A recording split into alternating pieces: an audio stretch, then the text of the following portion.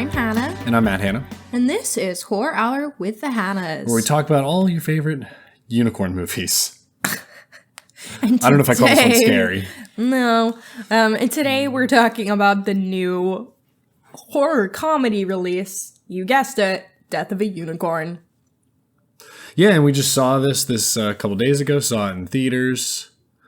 And we had no idea what to expect going in. And for now, as usual, we'll keep the spoiler free for a little bit, and then we'll get into spoilers a little bit later. So If you haven't seen the movie, you can stick around until we tell you can't. At the time of recording, this movie was just released, and of posting, this movie was just released the week prior.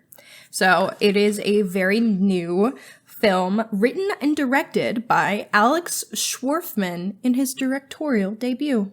There you go. And it's starring Paul Rudd, Jenna Ortega, Will Poulter, and Tia Leone. Isn't just Tia? Is it Leone or Leone? There's an I at the end. Huh.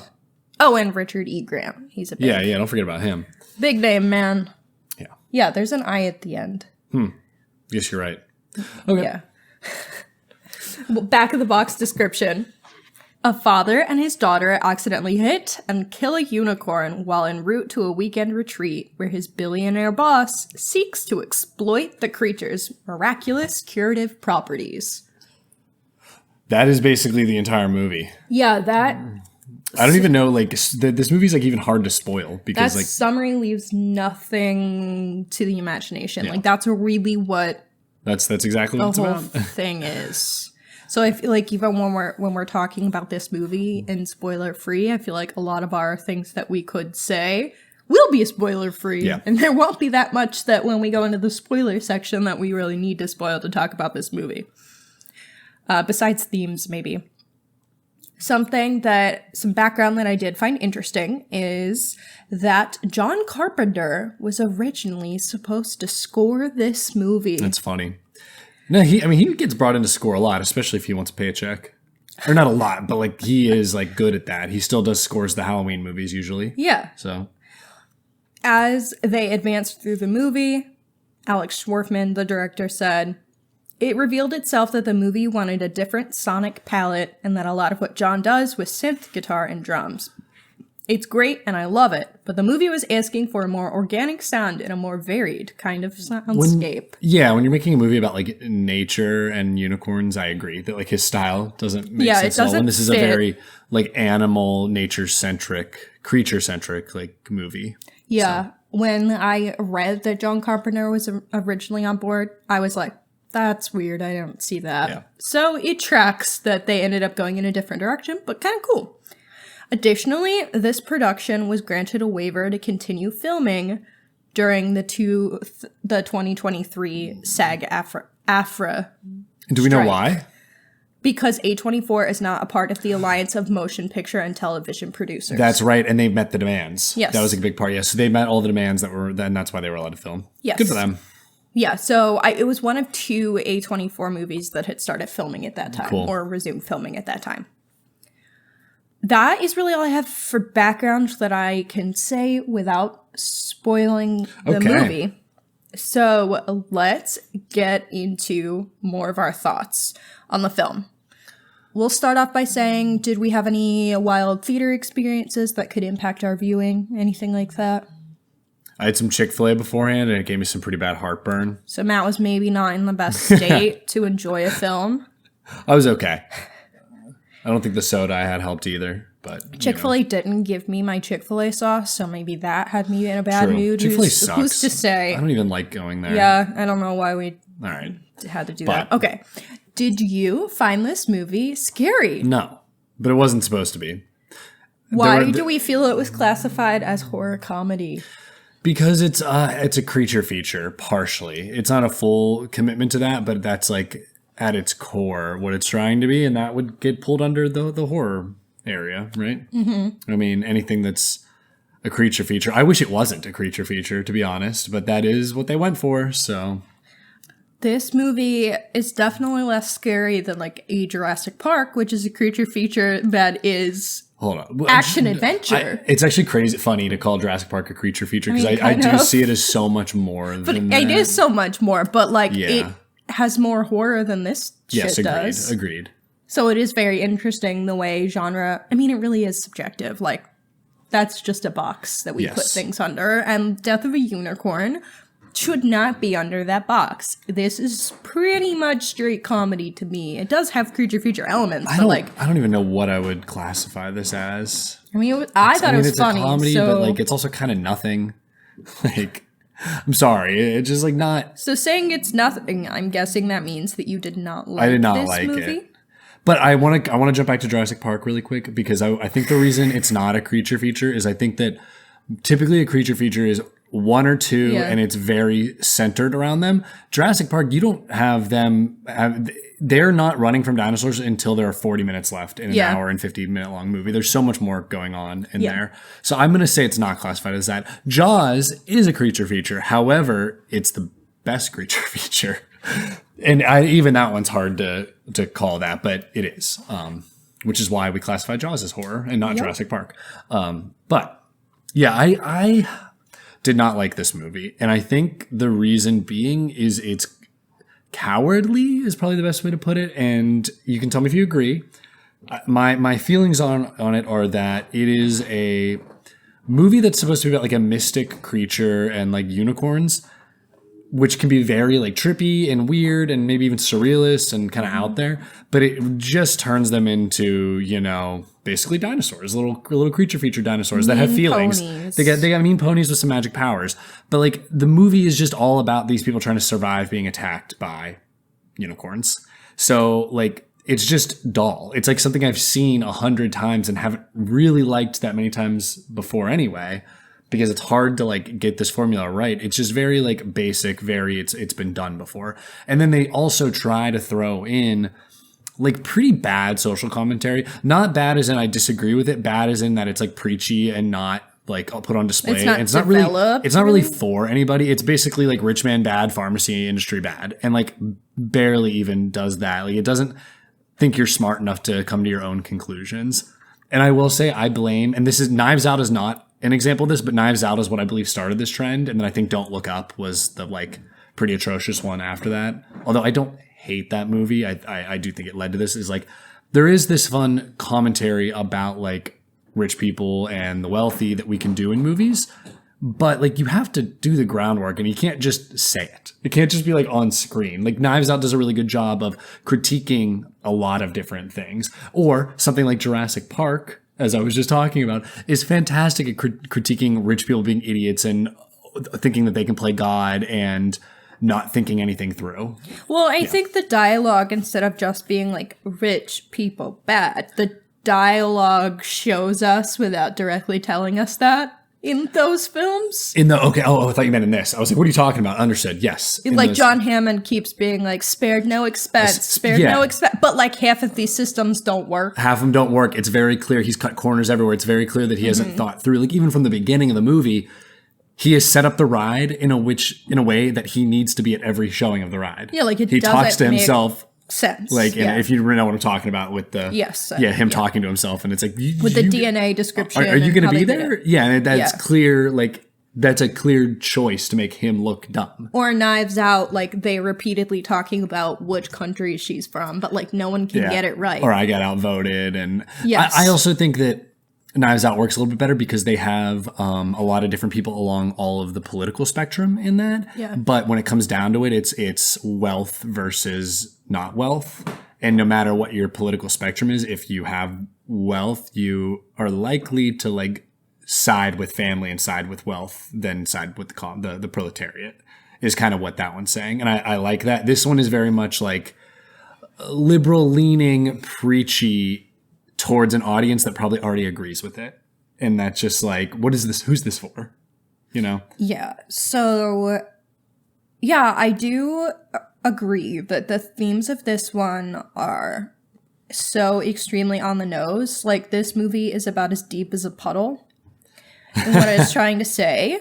Yeah, I apologize. I went off for a while there. But yes, you did. I thought I sounded smart, so I'm going to So you feel justified. I feel justified. But yes, tell me how you feel. Yeah, I think this movie is about as deep as a puddle. I think everything they're saying is really on the surface.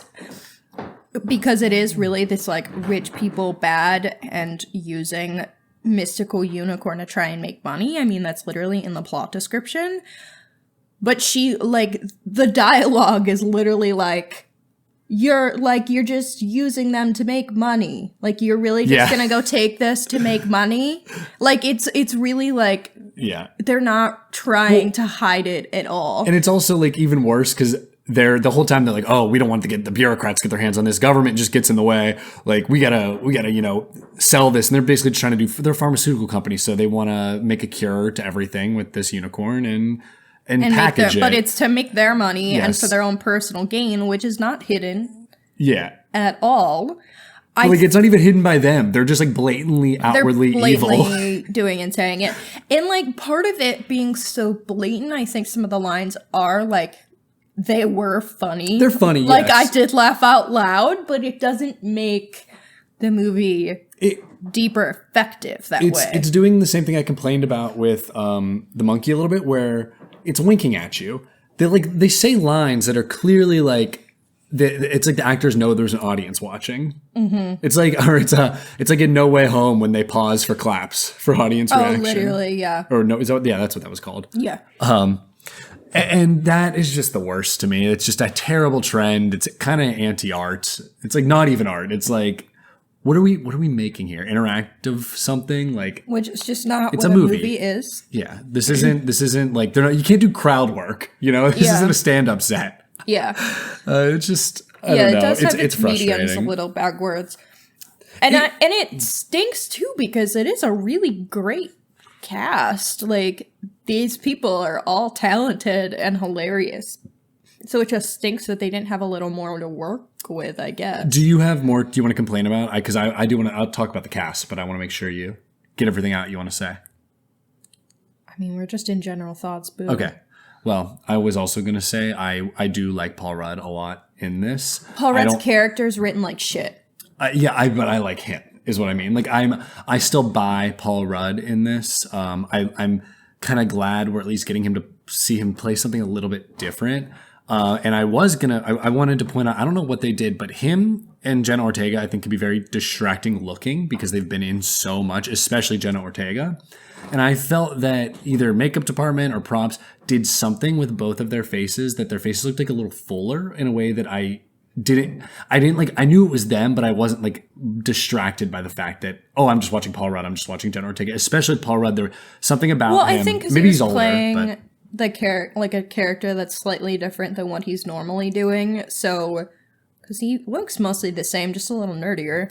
I meant maybe he's just old now. I don't know, but I was saying his face looked fuller to me. That man still hasn't aged. Yeah. He's been consuming unicorn products for a long time, that man. But they're both fine. They're like very fine through these movies. They have nothing to work with. Someone who is good still has nothing to work with.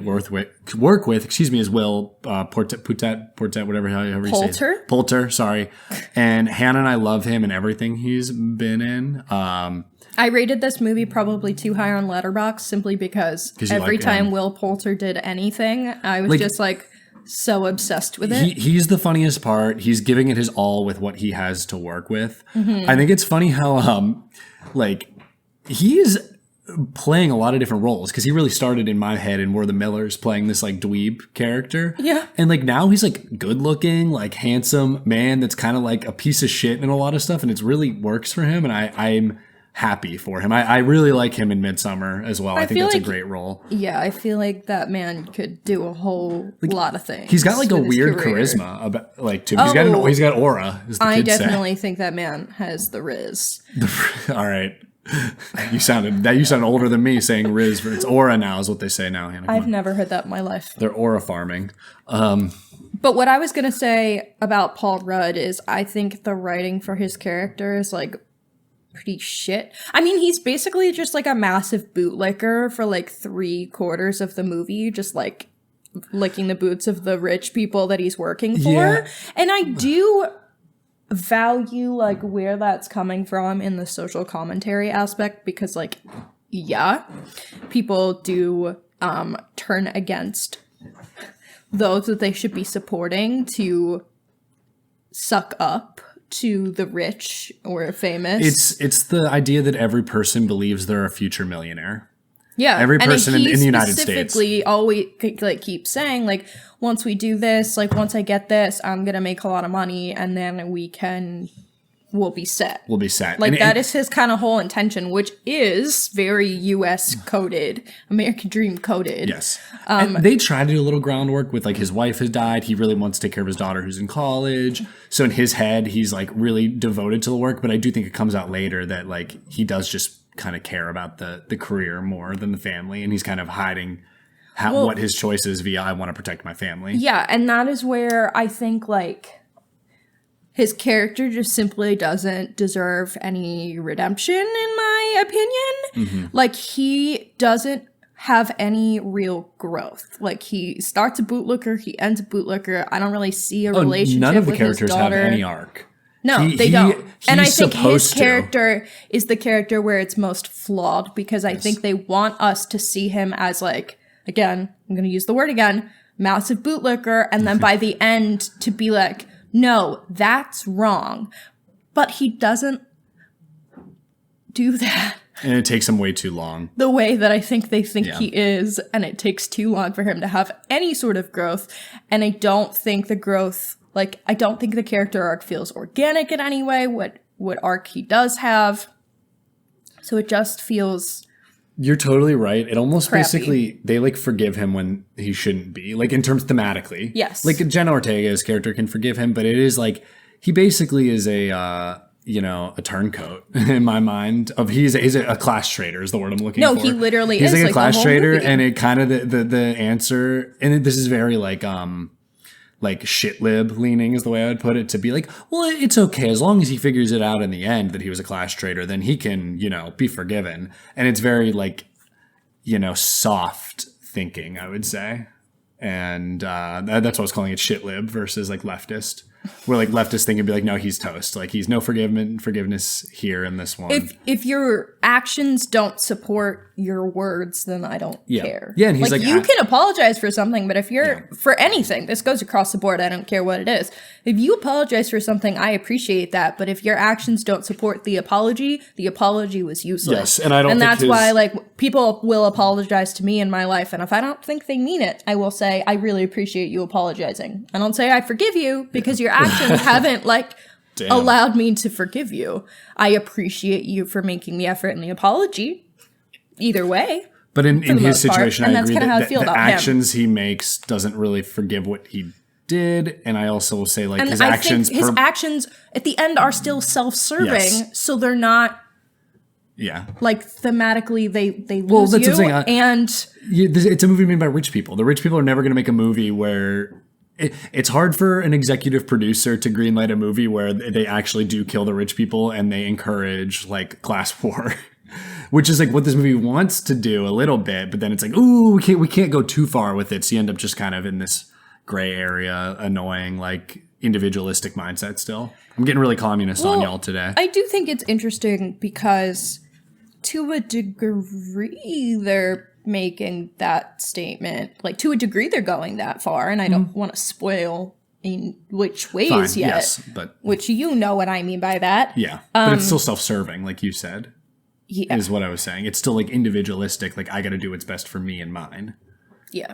Which like I think the movie, when you're making a movie, as I'm saying, like a movie like Parasite, which is about like I would say class traders and class warfare and bourgeoisie versus proletariat, very much makes a different statement that I think a U.S. movie would struggle to greenlight, mostly because even though there are a lot of like leftists or like liberals in Hollywood, they're still in that club that we're not in, like that rich people club, And I think that another new release that we got this year, also Bong Joon-ho, Mickey 17, that shit wasn't going to be, as much as some people think that movie's messy, which like maybe it is, but I still enjoyed it a lot, and it has rewatchability to me.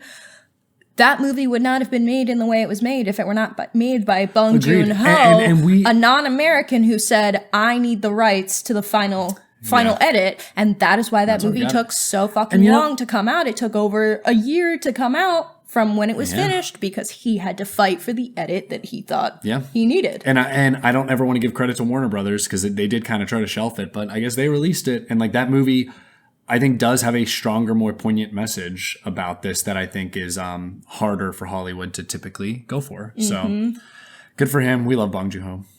We have not seen enough of his movies. His Snowpiercer, I think, takes a pretty good stand too. But it is still like there is when Hollywood makes movies like this, especially like rich people bad movies, it is weird because it's like made by people that they're critiquing. Yeah. And this, I want to be like, well, I don't know Alex Scharfman before this movie. Like, he is definitely newer to the industry. Like, this is his directorial debut. This is his, I don't know if he wrote anything that has been made into a film before this. I don't know how successful this man is. He doesn't have a Wikipedia page. So, like, maybe to him, this, like, he really was trying to organically put that message out in the world, but then you also know that this is produced and made by other people and yada, yada, yada. I was going to say, this feels like a movie that was written by somebody and just sat there for a while, and someone was like, oh, dusted off a script and said, oh, we got to make this one, because it's so run-of-the-mill, is what I mean. Well, he wrote it. He wrote it? Well, I'm sorry, buddy, it's run-of-the-mill. Maybe he's an industry plant. I don't know. What did you feel about the performances? I was saying, I mean, Will is good. Tilda, wait, no, not Tilda. What? Tia Leone. Tia Leone. I thought for what she needs to do, she's good. Grant also like good. Everyone is like serviceable and is like putting in effort. Again, they just don't have much to work with. It's not a good looking movie. It's not particularly well written.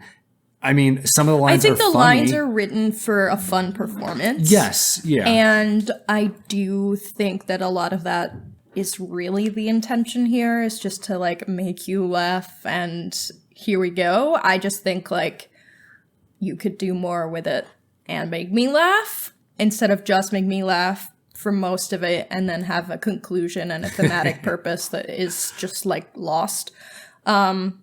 I think the story also just gets so messy as it continues on. Like, this movie felt like it was 2 hours plus. It felt long. Wasn't. No. I was like, oh, you could cut 20 minutes from this. But if you cut 20 minutes from it, it's less than 90 minutes. Don't make it a creature feature. That's the trick. Because, like, the reason actually, to get their length, they just have a bunch of scenes where people are hiding from unicorns and running from unicorns, and unicorns that don't even look that good are, like, tearing people apart.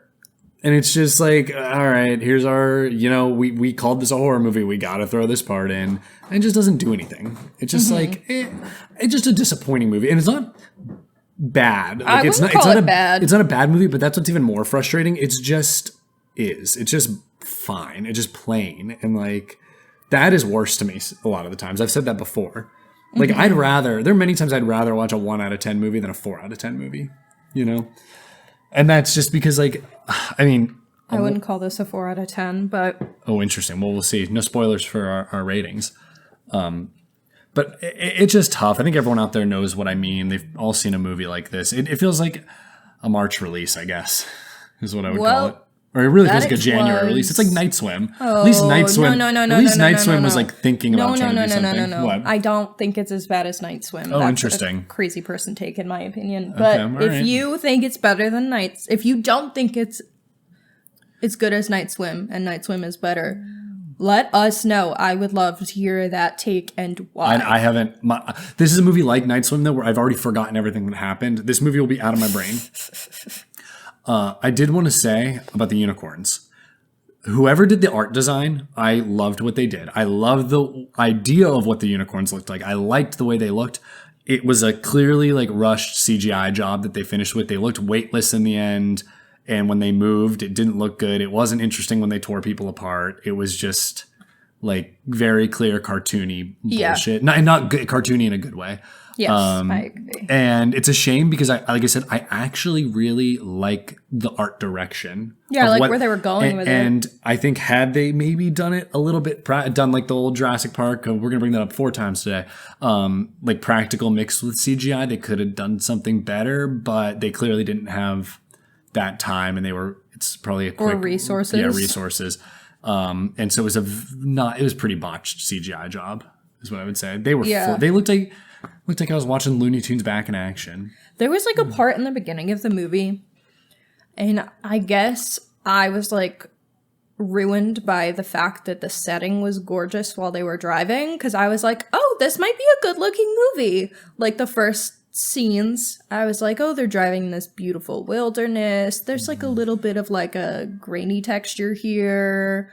Like, the colors are vibrant, but, like, vibrant true to life. Like, not in, like, an uncomfy, weird way. Yeah, but the scenery was nice. Like, lost it. No, it's an uninspired camera movement, uninspired cinematography in this movie. It was like medium shots and basic get the job done type stuff, which like it was boring. It was bland. It looked like a commercial in some scenes, you know. Mm-hmm. Looked like it was made quickly. And I've seen plenty of movies made quickly and made for cheap that look much prettier than this, so it's just a shame. Like I said, to me, the best way to put it is it's a nothing movie. What did you think of the concept at its core? Like, without knowing the final product, just like hearing the concept, would that have ever interested you? Yes, because like, I don't know, unicorns are freaky little creatures. I like a mythical creature thing. I like a mythical creature coming in contact in the real world. I think there's a lot of fun things. I think also like, in my mind, unicorns are inherently like good, although maybe Cabin in the Woods says otherwise. You know, Cabin in the Woods had better unicorns. We should just watch that movie. We already covered it, unfortunately. Yeah. Go listen or don't. I don't really care. Sure. But like, I don't know. I feel like you can do something fun with a mythical creature, but I think making them like evil and tear people apart just doesn't work for me. Like, let's make a happy-go-lucky unicorn movie with bad people. I don't know. I kind of understand why they went that direction of they tear people apart with the thematic purpose of the movie, which, like... Agreed, but it just makes for... I know exactly what you mean, but it just makes for a creature feature break-in movie that is uninteresting. Yeah. So.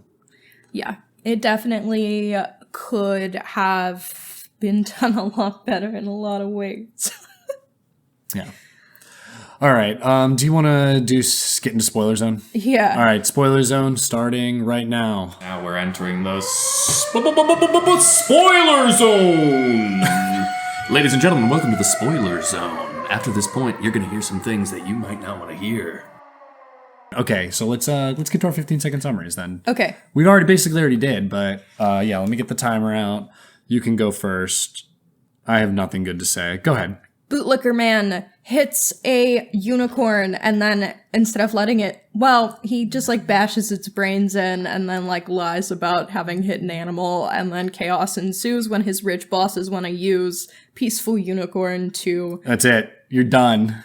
Cut off. I was actually trying to describe it. I know. Okay. Trying to use peaceful unicorn for their own gain. Okay. I just was slow. Okay, go ahead. So they hit a unicorn baby, and then they take its blood and its meat and its horn to cure cancer, and then they're going to sell it to people, and then the parents show up and beat everyone's ass, so then they give the unicorn back, and they bring the unicorn back to life, and then they live peacefully. And then they maybe kill a cop at the end? The end is so... The end is weird. Fucking confusing. All right, let me read this long-ass plot description. And we'll get moving on it. So, okay, Elliot Kittner and his teenage daughter Ridley are spending a weekend at the estate of Elliot's boss with his family. While driving to their destination, Elliot accidentally injures a unicorn with his car. When Ridley touches the horn, she experiences strange cosmic visions, which Elliot abruptly stops after he bludgeons the creature with a tire iron. The Kittners arrive at the Leopold estate with the unicorn hidden in their car. Shortly after their arrival, Ridley discovers that the unicorn's blood has cleaned away the acne on her face, and Elliot realizes his vision has improved and his allergies are gone. Eventually, the Leopolds discover the unicorn still alive in their car, which is promptly shot by the Leopold's assistant, Shaw. Realizing the unicorn has magical healing properties, Odell suggests that they experiment with it. Later, a group of scientists working for the Leopold successfully create a unicorn horn concoction, which successfully cures Odell of his cancer. As a result, Odell orders the unicorn to be taken to their labs for further testing. While wheeling the unicorn away, the group is ambushed by a larger unicorn. After it escapes into the woods, Odell organizes a hunting party to kill it, with Elliot joining in. At the estate, Shepard, Odell's son, steals a vial of the unicorn's grated horn and orders one of the scientists to saw off the unicorn's entire horn. At the same time, the hunting party finds the older unicorn, only to get ambushed by a second unicorn, where they slaughter several people. The survivors realize that the two bigger unicorns are the parents of the dead unicorn, and the group decides to offer them their child in hopes that they will leave them alone. However, the plan backfires as the unicorns discover the horn is missing. The following morning, morning, Ridley is held at arrow point by Shepard, having learned that the unicorns are docile towards pure-hearted people after experiencing visions from snorting the grated horn he stole. The two unicorns arrive and immediately lay themselves on the ground to be comforted by Ridley. Elliot proceeds to stab Shepard with the horn, only gets stabbed back by his arrow. As Shepard is killed by a unicorn, Elliot dies from his injuries, but the unicorns bring him back to life with their magic. However, he and Ridley are promptly arrested because a bunch of people are murdered and they look like murderers. As they're being driven to jail, the three unicorns arrive and, upon seeing their predicament, ram themselves into the police car, causing it to crash and go off the road as Elliot and Ridley brace for impact. And then the movie cuts to black. And that's all we have. Feeling overwhelmed by life's challenges? As frequent listeners know, I work in mental health and I'm constantly advocating for accessible mental health resources, like therapy. And at Salt River Therapy, therapists provide you with a safe, affirming space to heal and grow. Their boutique practice offers compassionate, quality therapy for individuals and couples, both in person in Brooklyn and virtually throughout New York and New Jersey. They specialize in anxiety, grief, low self-esteem, identity issues, trauma, relationship challenges, and more, and accept most New York Aetna plans and have sliding scale rates available. Ready to prioritize your mental health? Schedule a free consultation today at saltrivertherapy.com. Let the therapists at Salt River Therapy support you on your journey to well-being. So, can I also, out of the blue, there was a really weird moment where it was nighttime in this movie, and they're like, oh, go do this thing. They do this thing, and then they're outside, and it's broad daylight. Almost like they cut like a 15-minute section out. Yeah, and it was weird. Really odd, like something that they were like, on the cutting room floor, like, ooh, we don't really know what to do here. The audience really won't be paying attention. Just make it daytime. Yeah, it was very like confused by broad that. Daylight. Yeah. It was like, it was very dark in the house. it was dark in the house. The darks were windows. She jumps out the window and then it's light out. It was odd. Like, that's what we're talking about when I say this movie is like lazy. Yeah. It's like shit like that. I don't get it. I absolutely fucking loved, what's his name, snorting the... Will. Oh, yeah. Will Poulter's character, Shep, doing all of the drugs, of unicorn drugs. Yeah, he was smoking it, he was snorting it. That shit was funny as fuck, and we all know that rich people would be doing that when having access to this. And let's be real, some non-rich people would be like, if it's snortable, I'm gonna do it. And I thought I had so much fun with that. I was laughing out loud. I loved that character. I'm not saying love him. But I also come in with a bias of really liking him. I will say, we complained a lot about the subtext of this film, but there was one thing happening that I think had a little bit of subtext, and it was the fact that they were just abusing the supply of unicorn they had, just the three of them for themselves, overindulging when they're trying to sell it and like make money. They themselves he's eating medium rare unicorn steak. They're snorting the horn. They're drinking blood concoctions of it, stealing as much of it as they can for themselves while also trying to like sell it. Yeah, they to use a bunch it of in other people. cocktails. Yeah, and that was at least one point of like their overindulgence. Like they were already cured. They didn't need more, but because they have it, they continue trying to use and it, you know, movie, I'll give you credit for that one piece of subtext. Outside of that, very little subtext. Yeah. Something that we had mentioned before is like the unicorn killing, multiple unicorns killing all of them, and how we felt about like the creature feature aspect of that and if that worked. I feel like it didn't make for the most entertaining scenes, and I just don't feel like that was the route that I would have gone in the way that they did it, because it was really just like unicorns break into house, which like if I want to watch a break-in movie, I'll go watch break-in movie. But I do think that thematically it is relevant for them to kill all of the rich shitty people. And I will or anybody that steals, like even the scientists that steal it get killed, even though they're not rich, because they're trying to like they're being selfish, or they're just selfish and stealing for themselves. Like I'm gonna read a quote from the director about unicorns and what they mean to him. They're symbolic of our own corruption. They're symbolic of the thing that to our great shame, we destroy as a society. And I think that speaks to all of us.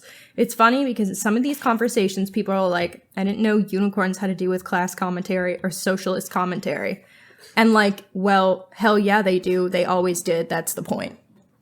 I don't know enough about like medieval unicorn lore, but it's, if the movie was not or was telling the truth, then I get it. Yeah, and I think that in that way it makes it a good pick. I understand why they're killing all of the shitbags. Even like the female doctor who comparatively didn't do anything, but she was stealing for her own gain at that point, and she'd already done harm without really questioning the harm that she was doing. Yeah. And like she knew by a point that she was doing the wrong thing by like cutting off the horn and did it anyway. So even if she earned it less than the other characters, I understand, like, given all of that, why they did it, why they went there. But at that point, Paul Rudd also deserved it, because I think Paul Rudd was just as bad as anybody. He was. Or worse. And that's like, he had no actual redemption in the movie. He never actually is like, I think at some point he kind of like has the moment of like, you guys suck and I'm gonna protect my daughter, but I don't think he does that with enough bravado to be justified. And then like, why did the unicorns save him? Did they just save him because his daughter? They liked Jenna, his daughter, but and like that doesn't make him worthy of being saved. If they are symbolic of corruption and socialist commentary and class consciousness and all that. I want to ask, like, is this, I mean, it's a man versus nature story, and it's about the folly of man and the greed of man and the feeling that we're better than everyone. And I was going to say is like, kind of goes back to Moby Dick, right? Which is like an early example of that, of like the white whale. You know, a unicorn is a white whale. In my mind, it's something that you want to catch and get that you can't. And that book is also about, you know, that greed and that folly of man trying to do something that they can't. I'm gonna be honest. I don't know anything about Moby Dick, so I can't comment. Damn. Or I know enough about it. I didn't read the whole thing, I don't think. I don't think I ever had to read it, but I know about it. You know, so it's probably one we should read. Well, it kind of is in everything. It's one of those important books. Sure. It's also about the Industrial Revolution, apparently. So. How did we feel about the tapestries?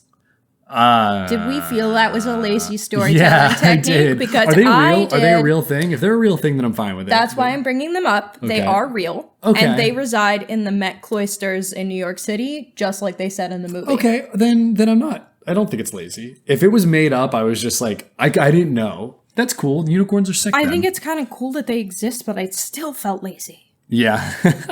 And I think he came across that. She was an art history major. Come on. All of this research and stuff in real life. So then he just made her do the thing he did in real life to like remember that those existed or find them. Well, then he's right that unicorns are a representation of greed and our corruption. If that's like, if it goes back to that. Yeah, it does. That's like, there are like good ideas at the heart of this movie. It just isn't followed through on enough. So my understanding of unicorns being like whimsical is not actually factually and mythologically correct, and that's my issue. But that's also just what we've grown up with. Unicorn seems cool, but apparently, I think biblically accurate unicorns are scary. Accurate unicorns, like biblically accurate angels. You know, they're scary. Allegedly. Yeah, I felt like in the movie using them was like such a lazy storytelling technique, and I was like, gag me with a spoon. Well, this whole movie's lazy. That's the thing. Like, it's just a microcosm of a bigger issue. Is that the whole movie feels like, I don't even want to say it was written by AI. It feels like it's been written 100 times before and made 100 times before, except this time we copy pasted unicorns into it. Like, it's lazy on all fronts. It's part social commentary. It doesn't really commit to that, and it's not good at that. It's part creature feature, and it's not really a good creature feature, and it's also part family drama, and it's abysmal at that because it's like that's abysmal, like that's not even the C or D plot. It's like the F plot of the movie, and it feels like that should have been the A plot. Should be that should be the A plot. Bigger. They think they want it to be the A plot. They just don't do the groundwork to make it the A plot. Yeah. And that's why her forgiving him at the end is it's unearned because they haven't built to that at all. Just like they haven't built to his redemption in any way, really, at all. Like he says one thing and she's like, I forgive you and I love you, Dad. Which is fine. She's allowed to do that, but I mean, like, it's not a fun movie. I hate that I have to bring this like critical lens to stupid ass Death of a Unicorn. Well, it's because they want it. They want it. To be seen that no, way. they want it's supposed to be like easy to digest bullshit, and they was probably made for cheap, and they can make a quick buck on it. Is the way I see it. This wasn't meant to be art. In their minds, this is a moneymaker. But I feel like the director and writer did, based off reading those quotes and all of the stuff I read about what he said about the tapestries and his research. I think he wanted this to be more art than it is. Well, then you better take a writing class, I guess.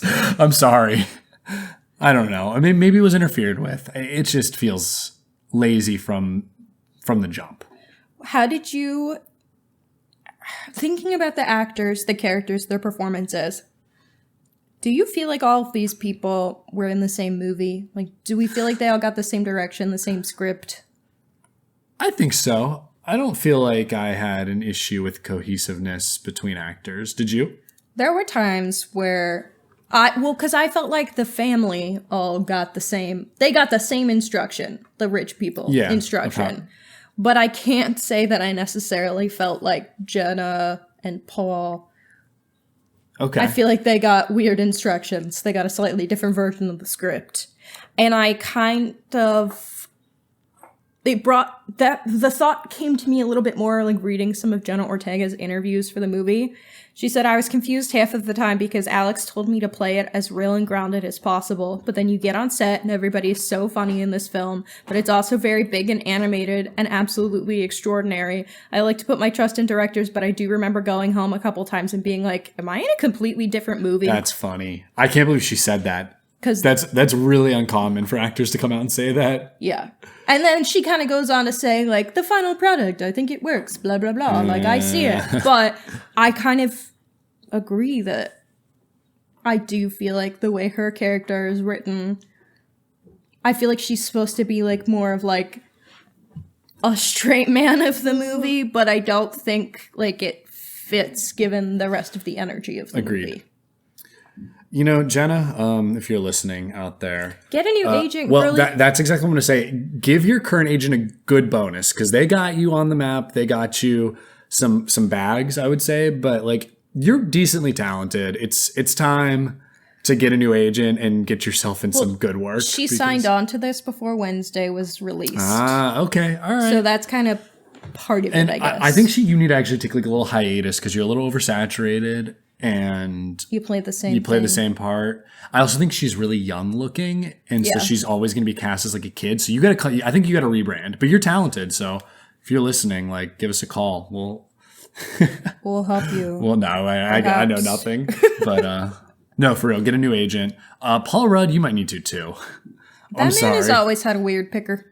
I feel like he's like, this will be fun. I don't give a shit. He gets to be in a Marvel movie. He's got enough money as he needs. Like, you can go do some serious No, I literally work. think he's like, this is fun. This is fun. That's how I felt about the whole cast reading this script. I want him to go the like Steve Carell route or like even the Adam Scott route, like going into Severance. Like, we can get you something serious, Paul. I believe. Like, you're talented. You got charisma. Or even like Glenn Howerton in that Blackberry movie. Like, that's what I want out of Paul Rudd.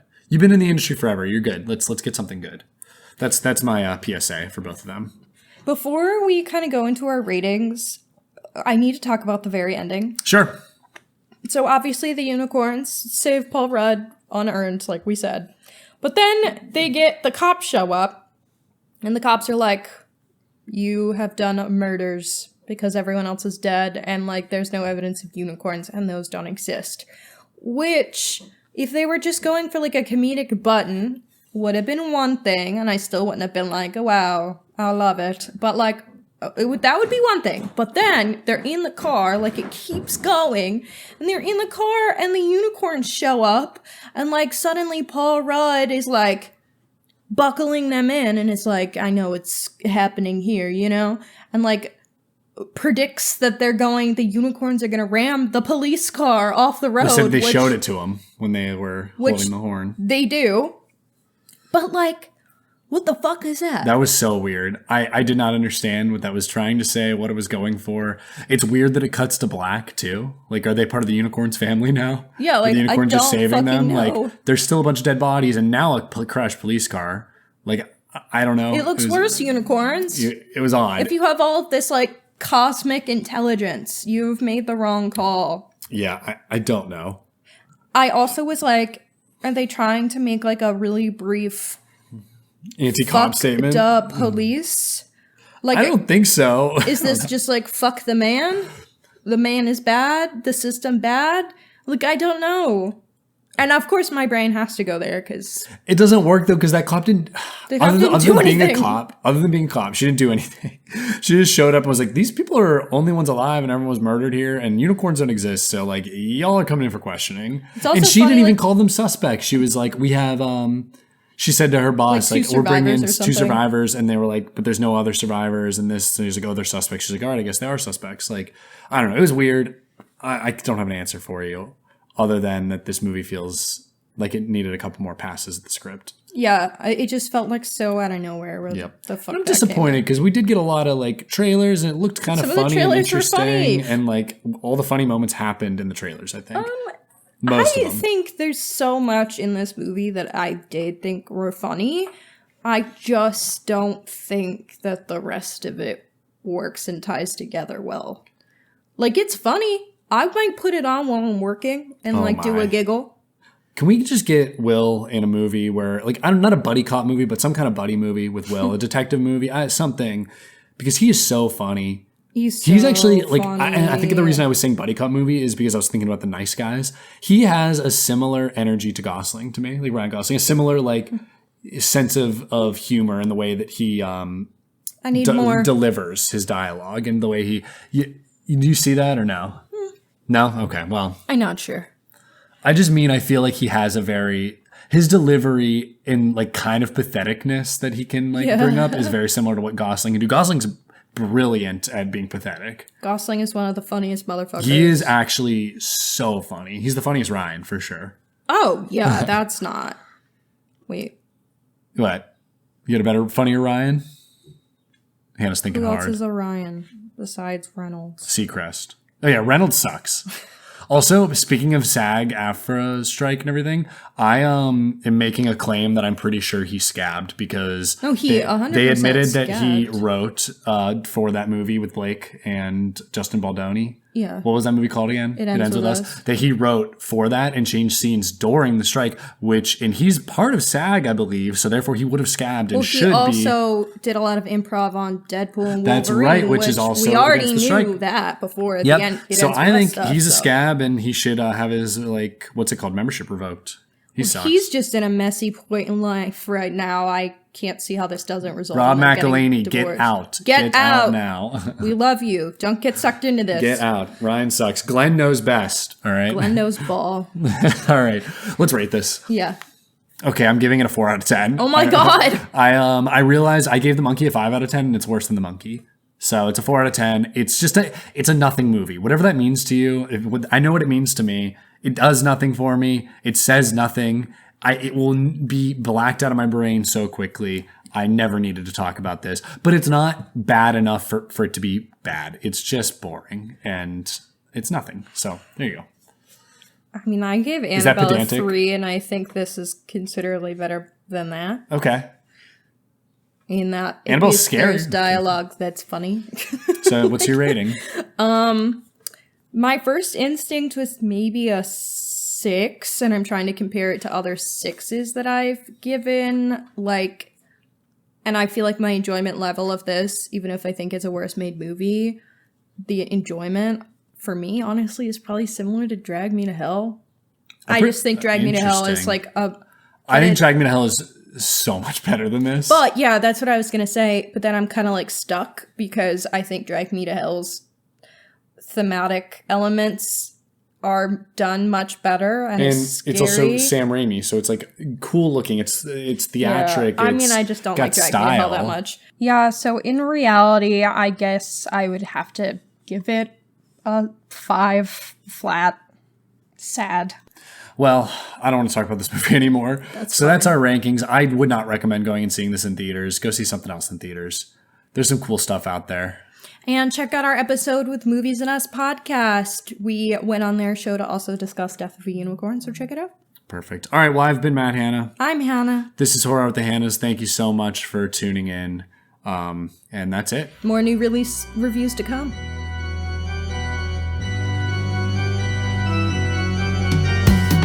Thank you for listening to Horror Hour with the Hannas.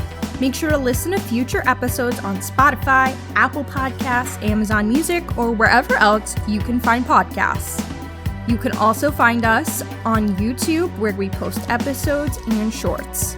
You can follow us at Horror Hour with the Hannas on TikTok and Instagram, as well as at Horror Hour on Blue Sky for more content. If you like the podcast, please follow and leave a review on your favorite podcasting app. Happy hauntings!